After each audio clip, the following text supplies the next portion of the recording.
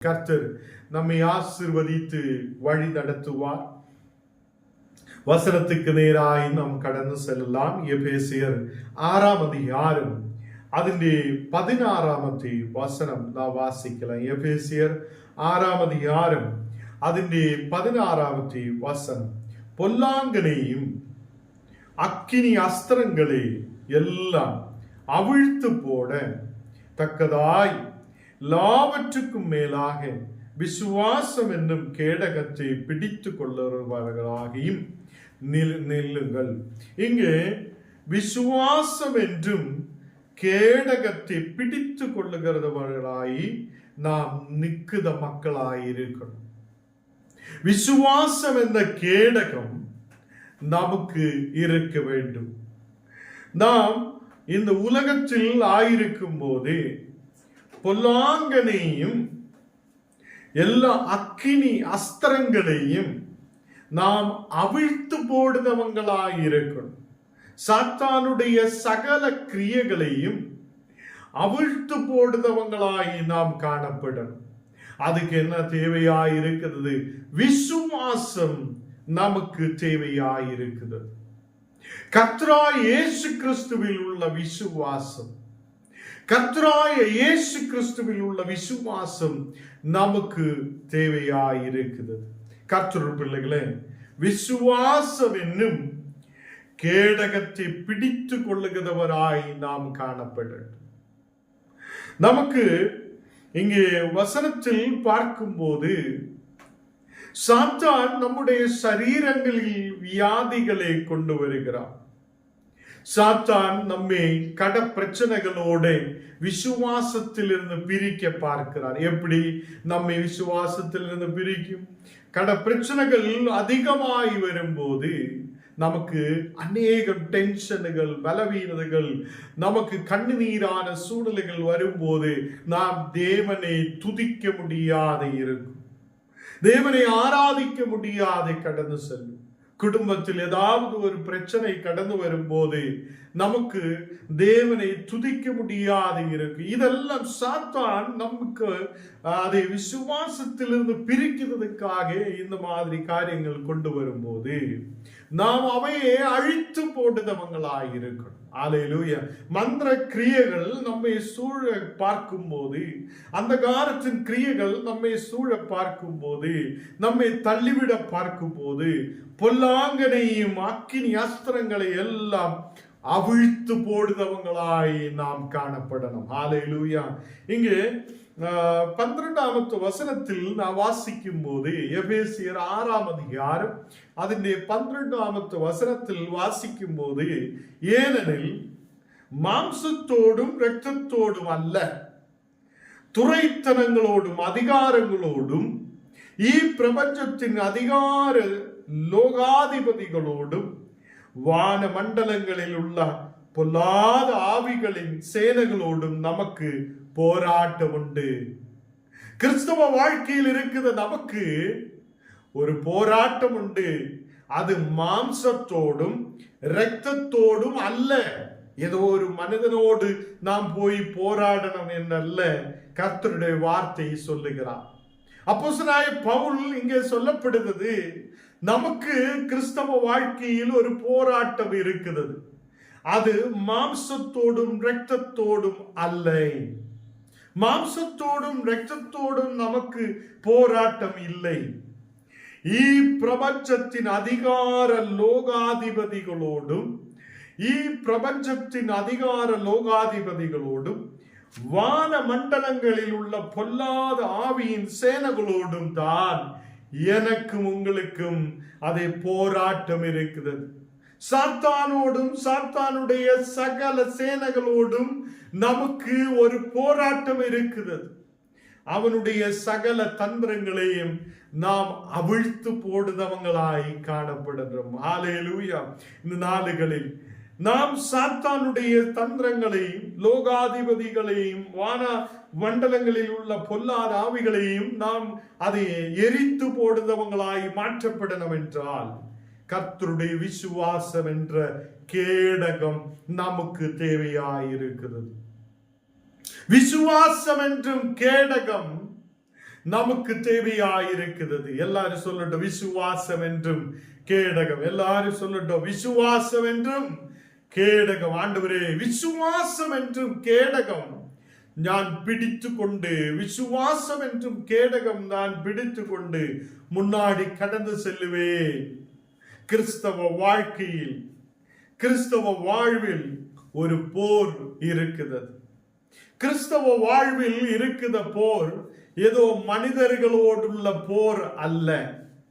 கிறிஸ்தவ வாழ்க்கையில் இருக்கிற போர் ஏதோ இரத்தத்தோடும் மாம்சத்தோடும் உள்ள போர் அல்ல. இன்னைக்கு நாம் உலகத்தில் பார்க்கும் போது அநேக மாம்சத்தோடும் இரத்தத்தோடும் உள்ள போர்கள், சண்டைகள், அது இல்லைன்னா அநேகர் யுத்தம் பண்ணது எல்லாம் நாம் பார்த்திருக்கோம். நமக்கு யுத்தம் இருக்கிறது, நமக்கு போர் இருக்கிறது. மாம்சத்தோடோ இரத்தத்தோடோ ஏதோ ஒரு மனிதனோடோ அல்ல. விசுவாச வாழ்க்கையில் இருக்கிற ஒருவன், விசுவாசம் என்றும் கேடகத்தை எடுத்து கொண்டிருக்கிற ஒருவன், விசுவாசம் என்றும் கேடகத்தை பிடித்து கொண்டு கர்த்தருக்காக நிற்கிற ஒருவனுக்கு பிரபஞ்சத்தின் அதிகார லோகாதிபதிகளோடு வான மண்டலங்களில் உள்ள பொல்லாத ஆவிகளோடும் போராட்டம் இருக்கிறது. அப்போ வான மண்டலங்களில் பொல்லாத ஆவிகளை அழிக்கிறதுக்காக கர்த்தர் நமக்கு விசுவாசம் என்றும் கேடகத்தை கொடுத்திருக்கிறார். யாரெல்லாம் அந்த விசுவாசம் என்றும் கேடகத்தை பிடித்து கொள்ளாமல் இருக்குதோ, இன்னைக்கு நாம் கர்த்தருடைய விசுவாசத்தில் அதை கடந்து வரட்டும். ஆண்டவராய் இயேசு கிறிஸ்துவின் விசுவாசத்தில் இருக்கும் போது, கர்த்தருடைய விசுவாசத்தை விசுவாசம் என்றும் கேடகத்தை பிடித்து கொள்ளுதவங்களாய் இருக்கும் போது எல்லா வான மண்டலங்களில் இருக்கிற பொல்லாத அவைகளையும் நாம் துரத்துதவங்களாய் காணப்படும். ஹல்லேலூயா. இந்த நாளுகளில் நமக்கு போராட்டம் உள்ளது, சாத்தானோடும் அவனுடைய சைன்யத்தோடும் அത്രേ.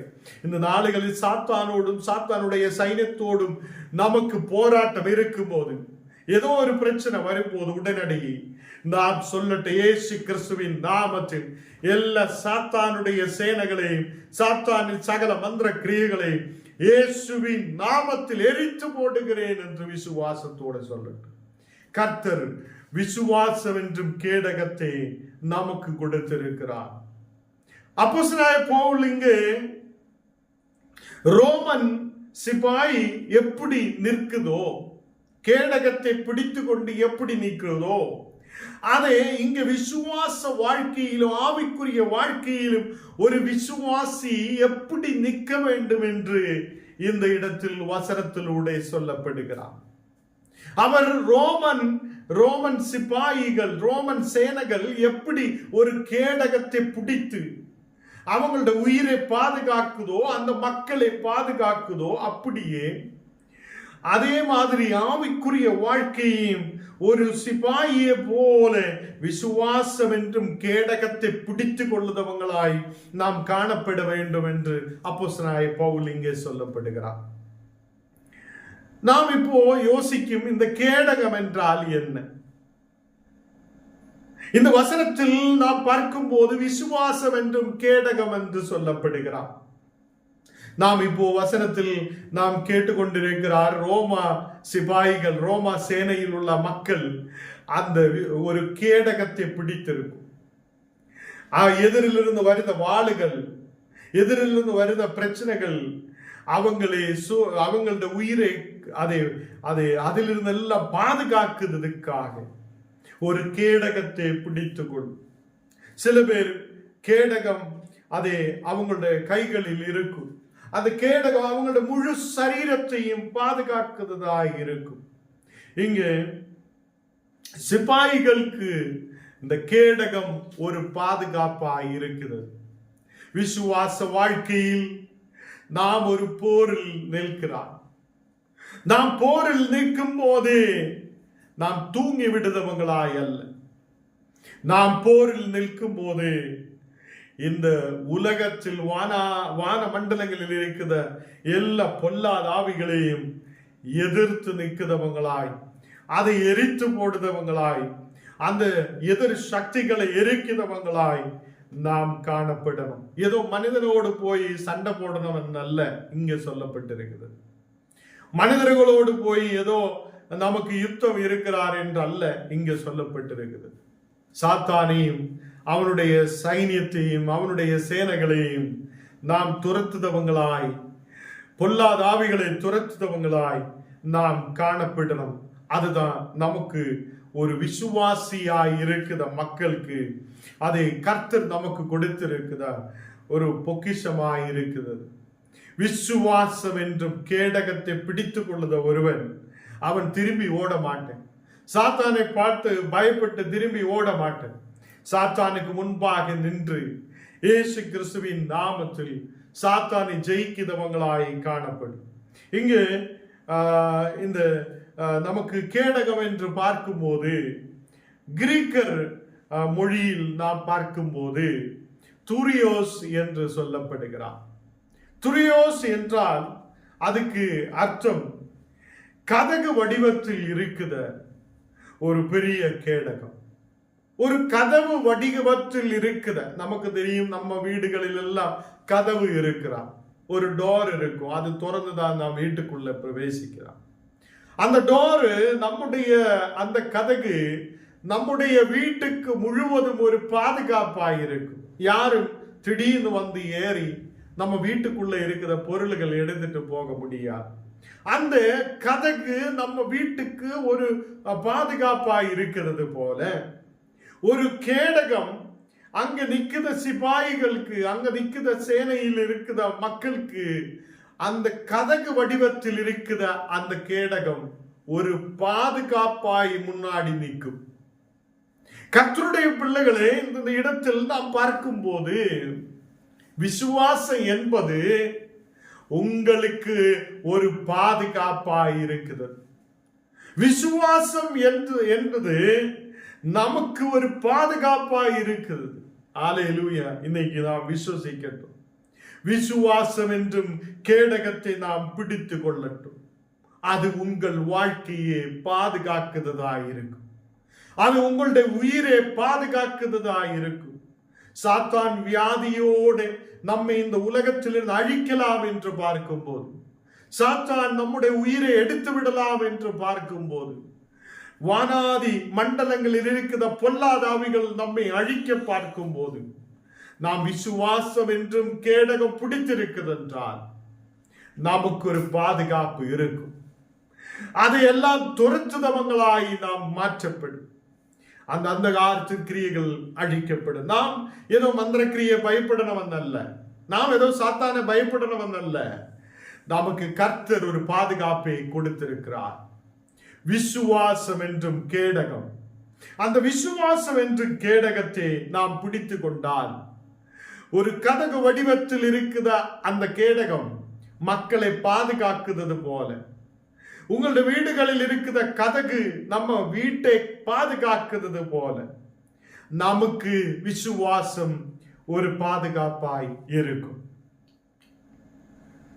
விசுவாசத்தின் கேடயம் என்றால் எபிரேயர் 11ஆம் அதிகாரம் അതിന്റെ 1ാമത്തെ വചനം சொல்லுகிறது. எபிரேயர் 11ஆம் அதிகாரம் അതിന്റെ 1ஆம் வசனம் சொல்லுகிறது, விசுவாசமானது நம்பப்படுகிறதுக்கு உறுதியும் காணப்படாதவைகளில் நிச்சயமாய் இருக்கிறது. விசுவாசம் என்றது நம்பப்படுகிறதுக்கு உறுதியாய் இருக்கிறது. ஒரு விசுவாசம் என்பது என்ன என்றால் நம்பப்படுவதற்கு நம்பிக்கை உள்ளதாய் இருக்கும், அதுக்கு உறுதி உள்ளதாய் இருக்கும். அல்லேலூயா. அதே மாதிரி காணப்படாதவைகளில் நிச்சயமாய் இருக்கிறது. நமக்கு தெரியும், ஒரு பெண் தன்னுடைய உடலில் ஒரு குழந்தை வயிற்றுக்குள்ள இருக்கும் போது நாம் வெளியில் நிற்கிற மக்கள் சொல்லுவோம், உள்ளே ஒரு குழந்தை இருக்குது என்று நாம் சொல்லுவோம். நமக்கு விசுவாசம் என்ன? ஒரு குழந்தை அவங்களுடைய வயிற்றுக்குள்ள இருக்குது, அது வளருகிறார். நமக்கு வெளியில் இருந்தால் எதுவும் பார்க்க முடியுது இல்லை. நாம் விசுவசிக்கிறார், அது வளருகிறார், அது நல்லா இருக்கிறார்.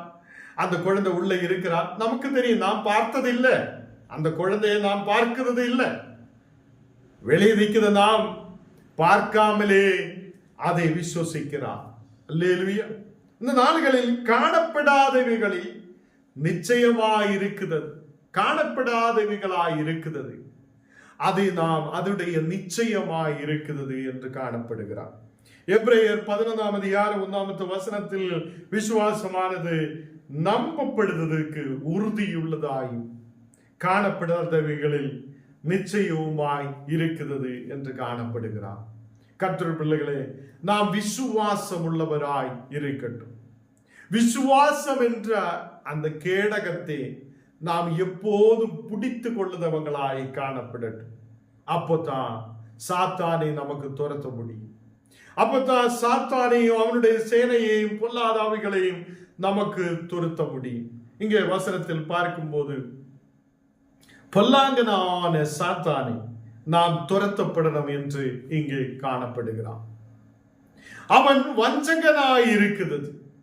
மனிதனை எப்படியாவது குற்றச்சாட்டுகளால் மனிதனை கீழ்ப்படுத்தலாம் என்று சொல்லி இந்த சாத்தான் கடந்து செல்லுகிறது. அநேக குற்றச்சாட்டுகள் நம் வாழ்க்கையில் வரும்போது நாம் விசுவாசத்தில் விழுந்து விடும். அநேகர் சொல்லி, நீ எதுக்கு ஜெபிக்கணும்?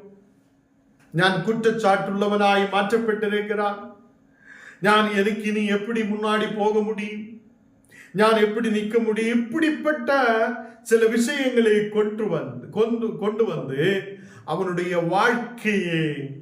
வாழ்க்கையிலிருந்து அவனை பிரித்து, விசுவாசத்திலிருந்து பிரித்து, தேவனிலிருந்து பிரித்து கொண்டு போக இந்த சாத்தான் சில பிளான்கள் செய்யும்.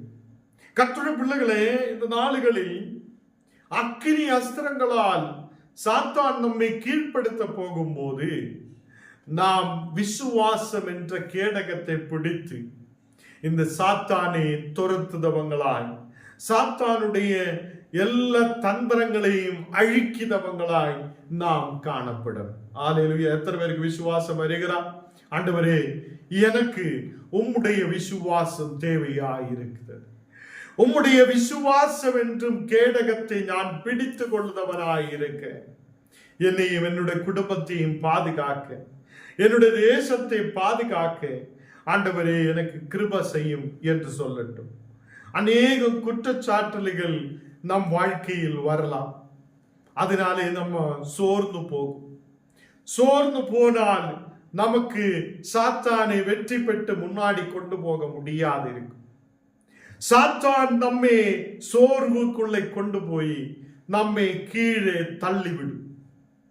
கர்த்தருடைய பிள்ளைகளே, நாம் அந்த சோர்வில் கடந்து செல்லாதிருக்கிறோம் என்றால், நாம் அந்த குற்றச்சாட்டுகள் விழுந்து விடக்கூடாது என்றால், நாம் அவருடைய விசுவாசம் என்றும் கேடகத்தை நாம் பிடித்து கொள்ளட்டும்.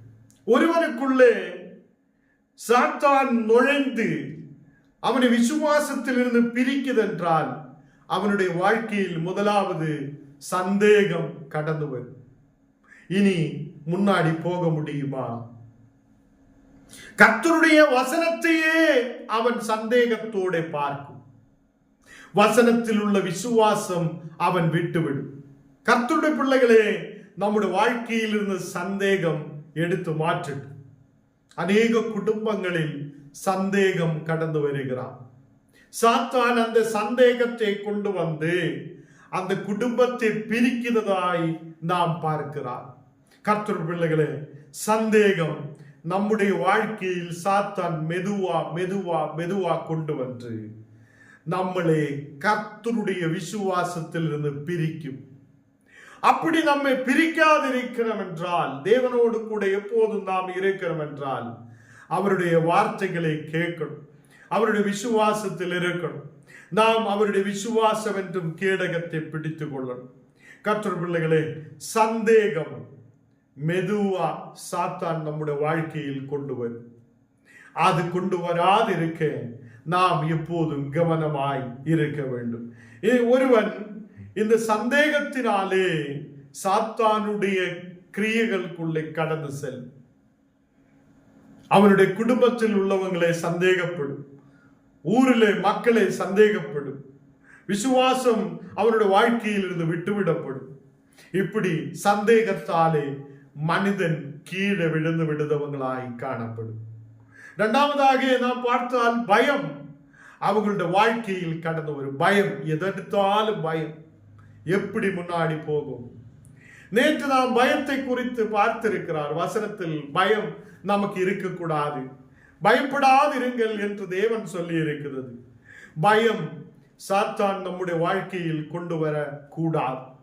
கர்த்தருடைய பிள்ளைகளே, இந்த குற்றச்சாட்டுகள் மனிதனுடைய வாழ்க்கையில் வரும்போது, சாத்தான் நம்மை சோதனைக்குள்ளே கொண்டு போகும் போது பயம் ஒரு மனுஷனை சூழ்ந்து கொள்ளும். பயம் நம்முடைய வாழ்க்கையில் அது நம்மை விசுவாசத்திலிருந்து பிரிக்கிறதாய் இருக்கும். மூன்றாவதாக நாம் பார்த்தால் சோதனைகள் நம் வாழ்க்கையில் வரும். கோபம், அகந்தை, நமக்கு அநேகம் கைப்பான அனுபவங்கள் நம் வாழ்க்கையில் இருக்கும். இது சாத்தான் நமக்குள்ளே கொண்டு வரும். சில மனிதர்கள் நல்லா ஜெபிக்கும், நல்லா ஜெபிக்கும், எப்போது கோபத்தோட இருக்கும். கோபம் ஒரு சோதனை. நம்முடைய குடும்பத்துக்குள்ளே கோபத்தை கொண்டு வந்து மெதுவா சாத்தான் நம்மை விசுவாசத்திலிருந்து பிரிக்கிறதாய் காணப்படும். கர்த்தருடைய பிள்ளைகளே, விசுவாசம் என்றும் கேடகம் நாம் பிடித்து கொள்ளாமல் இருந்தால் இந்த சோதனைகளில் நாம் விழுந்து விடும். அநேகர் ஜெபிக்கிறார், அநேகர் இந்த நாளுகளில் நல்ல நிலையில் ஜெபிக்கிறார், வசனம் கேட்கிறார், எல்லாமே இருக்கிறார். இந்த கோபத்தை அடக்க முடியாத சில பேர் காணப்படுகிறார். அகந்தை அவங்களுடைய வாழ்க்கை, எனக்கு எல்லாம் இருக்கிறார், எனக்கு எல்லாமே படிப்பு இருக்கிறார், ஞானம் இருக்கிறார், ஞானம் அப்படி இருக்கும் இப்படி இருக்கும்னு சொல்லி ஒரு அகந்தையாய் வாழ்ந்ததை நாம் பார்க்கிறோம். இதெல்லாம் சாத்தானுடைய தந்திரங்களாய் காணப்படுகிறது. அவன் நம்மை விசுவாசத்தில் இருந்து கேடகத்தை பிடிக்க முடியாது, பாதுகாப்பு இல்லாது இருக்க. நமக்கு தெரியும், நம்முடைய நாம் ஏதாவது பயிர்கள் போடும்போது அதுக்கு சுற்றிலும் ஒரு பாதுகாப்பு வைக்கும், ஒரு வேலி கட்டும். ஏனென்றால் ஆடோ மாடோ அதுக்குள்ள வந்து இந்த பயிர்கள் நல்ல வரும்போது அதுக்கு சாப்பிடக்கூடாது என்று சொல்லி நல்ல ஒரு வேலி கட்டும். கர்த்தருடைய பிள்ளைகளே, சாத்தான் என்ன செய்கிறதா, இந்த வேலையை அவன் எடுத்து விடுறது தான் அவனோட வேலை. எல்லாம் வந்து சாப்பிடட்டும் என்று அவன் நினைக்கும். அதே மாதிரிதான் உன்னோட விசுவாசத்திலே கேடகம் உனக்கு ஒரு பாதுகாப்பு. இந்த கேடகத்தை எடுத்து மாற்றதான் சாத்தான் நினைத்து கொண்டிருக்கும். அதுக்கப்புறம் நாம் பார்த்தால் மனசோர்வு நம்முடைய வாழ்க்கையில் கொண்டு வரும். மனசோர்வு, எதெடுத்தாலும் மன கஷ்டம், எதெடுத்தாலும் மன கஷ்டம். அந்த மன கஷ்டம் நமக்கு சாப்பிட முடியாத நிலை கொண்டு வரும். அநேகர் சொல்லுவோம், எனக்கு சாப்பிட முடியுதில்லையே என்று சொல்லியா, உனக்குள்ள மன கஷ்டம் இருக்குதுன்னு அர்த்தம். அந்த மன கஷ்டத்தை நீ மாற்றிட்டு, சாத்தான் உனக்குள்ள மன கஷ்டத்தை கொண்டு வந்து சாப்பிட முடியாத சூழ்நிலையை கொண்டு வந்து உன்னை இந்த உலகத்திலிருந்து அழிக்க பார்க்குது என்று அதுக்கு அர்த்தம். கர்த்தருடைய பிள்ளைகளே, மன சோர்வு இன்னையிலிருந்து நம்முடைய மனதிலிருந்து எடுத்து மாற்றட்டும். அதே மாதிரி குற்றச்சாட்டு, அநேக குற்றச்சாட்டுகள் நம்முடைய வாழ்க்கையில் வரும்போது நமக்கு நிற்க முடியாத சூழ்நிலைகள் வரும். நமக்கு ஒரு நம்பிக்கை இருக்கட்டும். கர்த்தருடைய பிள்ளைகளே, நாம் நம்பிக்கை உள்ளவங்களாய் இருக்கட்டும். நம்பிக்கை சந்தேகத்தை நீக்குகிறது. நம்பிக்கை என்ன செய்யும்? சந்தேகத்தை நீக்கும். அப்போ நம் குடும்பத்தில் கணவன், மனைவி, பிள்ளைகள், நாம் குடும்பத்தில் இருக்கிற எல்லா மக்களையும் நம்பிக்கையோடு பார்க்கட்டும். அப்ப சந்தேகம் அங்கே இருக்காது. நம்பிக்கை உள்ளவங்களாய் மாற்றப்படட்டும். அப்போது அங்கே சந்தேகம் வரமாட்டேன். கர்த்தருடைய பிள்ளைகள், நம்பிக்கையை விட்டுவிடும் போதுதான் நாம் சந்தேகத்துக்குள்ளே கடந்து செல்லுகிறோம். ரோமர் 10 அதிலே 17 வசனம் வாசிக்கும் போது, விசுவாசத்தினாலே நீதிமான் பிழைப்பார் என்று எழுதியிருக்கிறபடி விசுவாசத்தினால் உண்டாகும் தேவ நீதி விசுவாசத்துக்கென்று சுவிசேஷத்தினால் வெளிப்படுகிறது. அப்போ விசுவாசத்தினாலே நீதிமான் பிழைப்பார். நமக்கு ஒரு விசுவாசமும் நம்பிக்கையும் உண்டாகட்டும். கர்த்தருடைய பிள்ளைகளே, நாம் நம்பிக்கை நம்மை பயத்திலிருந்து மாற்றுகிறது. நம்பிக்கை இருந்தால் பயம் நம் வாழ்க்கையில் இருக்காது. இயேசு என்னோடு கூட இருக்கிறார் என்றுள்ள ஒரு நம்பிக்கை நமக்கு இருக்கும் போது பயம் உன்னுடைய வாழ்க்கையில் இருக்காது. நாளைக்கு ஆண்டவரே என்ன ஆகும், என்னுடைய குடும்பத்தில் என்ன ஆகும், நான் எப்படி இருக்கும் என்னுள்ள ஒரு பயம். அந்த பயம் நம்பிக்கை உனக்கு இருக்குது என்றால் அது இருக்காது. எசையா 41 10ஆம் அதிகாரம் 10ஆம் வசனம் நான் வாசிக்கும் போது, எசையா 41 10ஆம் வசனம் நான் வாசிக்கும் போது, நீ பயப்படாதே, நான் உன்னுடனே இருக்கிறேன், திகையாதே, நான் உன் தேவன். கர்த்தர் சொல்லுகிறார், நீ பயப்படாதே, நான் உன்னுடனே இருக்கிறேன். கர்த்தர் உன்னுடனே இருக்கிறேன், தேவன் உன்னோடு கூட இருக்கிறார் என்று ஒரு நம்பிக்கை இருக்கட்டும். எல்லாரும் சொல்லட்டும், எல்லாரும் சோர்ந்து போகிறார் என்று நினைக்கிறார், எல்லாரும் சொல்லட்டும், கர்த்தர் என்னோடு கூட இருக்கிறார். அல்லேலூயா, கர்த்தர் என்னோடு கூட இருக்கிறார், நீ பயப்படாதே, கர்த்தர் உன்னோடு கூட இருக்கிறார், நான் உன் தேவன், நான் உன்னை பலப்படுத்தி உனக்கு சகாயம் பண்ணுவார். நேற்று தினத்தில் நாம் இந்த வசனத்தை கேட்டிருக்கிறார். கர்த்தர் பிள்ளைகளை, பயம் நம் வாழ்க்கையில் இருந்து எடுத்து மாற்றட்டும், அதுக்கு நம்பிக்கை நமக்கு உண்டாகட்டும். இயேசுவின் மேல் உள்ள நம்பிக்கை. கர்த்தர் என்னோடு கூட இருக்கிறார், கர்த்தர் என்னோடு கூட இருக்கிறார், அவர் என்னை நடத்துபவராய் இருக்கும், அவர் பயம் இல்லாத என்னை நடத்துவார் என்றுள்ள நம்பிக்கையோடு இருக்கட்டும். விசுவாசம் சோதனையை எதிர்க்கிறதாய் இருக்கும். விசுவாசம் நமக்கு இருந்தால் சோதனைகள் நம் வாழ்க்கையில் வரும்போது சோதனைகளை பார்த்து பயப்பட்டு பின்னாடி போகிறவங்களாய் அல்ல, அதை எதிர்த்து சாத்தானை துரத்துதவங்களாய் நாம் காணப்படும். யோசப்புடைய வாழ்க்கையில் சோதனை வந்திருக்கிறார். யோசப்பு அங்கே சோதனைக்குள்ளே கடந்து சென்றது இல்லை. அவன் தேவனுடைய மேல் விசுவாசமாய் இருந்ததினால அவன் அந்த தேசத்தில் ஆசீர்வதிக்கப்பட்டவராய் மாற்றப்பட்டிருக்கிறார். கர்த்தருடைய பிள்ளைகளை, இந்த நாளுகளில் நாம் சோதனைக்குள் சாத்தான் நம்மை கொண்டு போகும் போது நாம் அதிலிருந்து அது வெற்றி பெறுதவங்களாய் காணப்படட்டும். விசுவாசம் இருக்கிற ஒருவருக்குள்ள குற்றச்சாட்டல்களே அமைதியாக்குதாய் காணப்படும். அப்ப குற்றச்சாட்டல்கள் உன் வாழ்க்கையில் வரும்போது விசுவாசத்தை கொண்டு அதை அமைதியாய் மாற்றுதவராய் இருக்கணும்.